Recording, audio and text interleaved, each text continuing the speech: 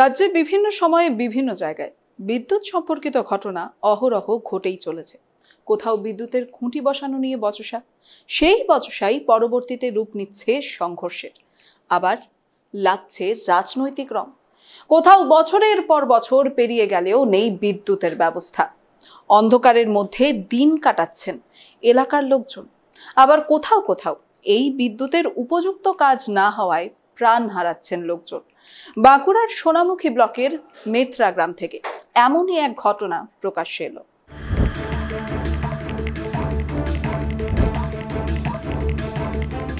বাঁকুড়ার সোনামুখী ব্লকের মেত্রা গ্রামে এখন শুধুই আর্তনাদ। বৃষ্টি শুরু হতেই এখানে আতঙ্কের আরেক নাম হয়ে দাঁড়িয়েছে বিদ্যুতের লাইন। সেখানে দিনের পর দিন বিদ্যুৎ স্পৃষ্ট হয়ে মৃত্যুর কোলে ঢলে পড়ছেন পরিবারের এক একজন সদস্য। ফলে সর্বহারা হচ্ছেন মেত্রা গ্রামের বাসিন্দারা। মেত্রা গ্রামে ঘন ঘনই বিদ্যুৎ স্পৃষ্ট হয়ে মৃত্যুর ঘটনা ঘটছে, কিন্তু কেন? সেই গ্রামে গিয়ে যেমনটা জানতে পারলাম আমরা, বিদ্যুতের খুঁটির সঙ্গে আর্থিং এর তার মাঝে মধ্যেই বিদ্যুৎ স্পৃষ্ট হয়ে পড়ছে, আর সেখানে মাটি ভেজা থাকায় সেই আর্থিং এর মাধ্যমে সেই বিদ্যুৎ গোটা এলাকাকে স্পৃষ্ট করে তুলছে।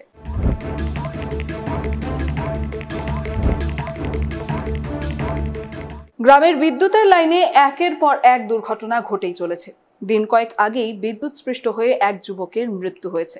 জানতে পারা যাচ্ছে সেই যুবক তার বাবাকে বিদ্যুৎ স্পৃষ্ট হওয়া থেকেই বাঁচাতে গিয়েছিল, আর সেখানেই মৃত্যুর কোলে ঢলে পড়তে হয়েছে তাকে। ওই গোটা পোলটার গোড়াতেই তো ইট আর এসব ছিল, নিয়ে এসে কতগুলো যে ইয়ে আর করে রেখেলাম, আর ইটগুলোতে এমনি করে তারা হাতটা দিয়ে দিলাম। ওইখানে তার ছিল আমাদের শোষা মাচার, এমনি করে হাতটা দিয়ে দিই, যা করে চিটিয়ে গেল। নিয়ে আর কাউকে পাইনি, আমরা খালি দু মা বেটা ঘরে তো ঢাকাঢাকি করলাম। সে চারিজনে আস্তে আস্তে তখন আমার বাবা শেষ। ঘরে তখন আমার আর কেউ থাকে নাই গো।